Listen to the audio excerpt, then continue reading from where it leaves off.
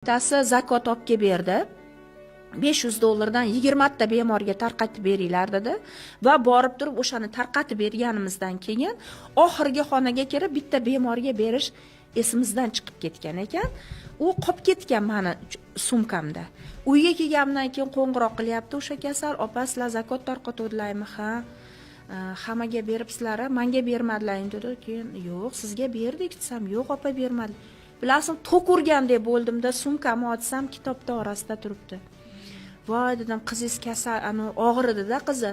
Og'irligiga gap bilan bo'lib chiqib, hozir olib borib beraman dedimda, bilasizmi, hali yechinib ulgurganim, bir piyola choy ichganim yo'qdi. Zakotni olib yugurib borsam, bilasizmi nima deyapti? Nimadan bilib qopti?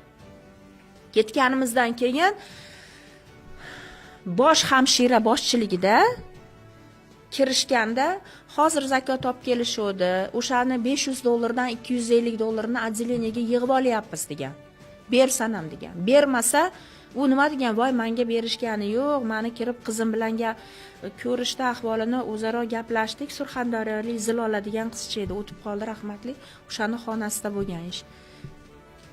Matraslar tagigacha og'darib, hali kasal yotgan bemor bolani taglarigacha qaragan. Bunga tashab ketishgani bu bermagandi. Bilasizmi?